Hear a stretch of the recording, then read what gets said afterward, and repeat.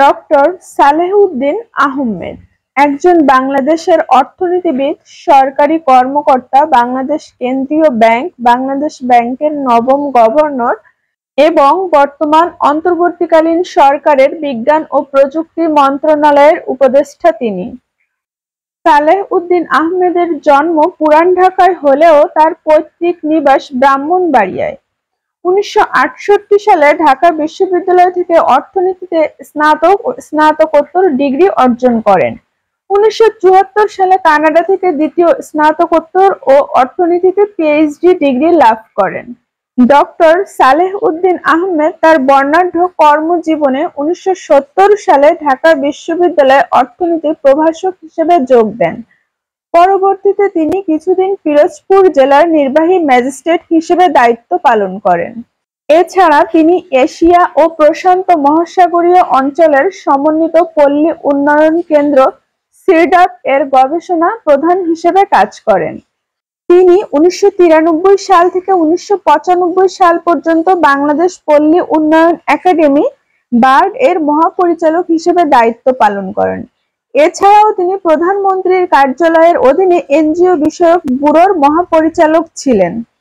1996 থেকে 2005 সাল পর্যন্ত পল্লীকর্মী সহায়ক ফাউন্ডেশন PKSF এর ব্যবস্থাপনা পরিচালক ছিলেন। 1998 সালে ব্র্যাকের ডেপুটি নির্বাহী পরিচালক হিসেবে যোগ দেন। ডক্টর সালেহ উদ্দিন আহমেদ বাংলাদেশ কেন্দ্রীয় ব্যাংক, বাংলাদেশ ব্যাংকের নবম গভর্নর হিসেবে দায়িত্ব পালন করেন। বাংলাদেশ ব্যাংকের গভর্নরের পদ থেকে অবসর নেয়ার পর 2009 সাল থেকে তিনি বিভিন্ন বেসরকারি বিশ্ববিদ্যালয়ে শিক্ষকতা শুরু করেন। নর্থ সাউথ বিশ্ববিদ্যালয়, ব্র্যাক বিশ্ববিদ্যালয়, গণ বিশ্ববিদ্যালয় সহ আরো কিছু প্রাইভেট বিশ্ববিদ্যালয়ে তিনি শিক্ষকতা করেছেন। তিনি 2020 সাল থেকে আশা ইন্টারন্যাশনালের স্বাধীন পরিচালক হিসেবে যোগদান করেন।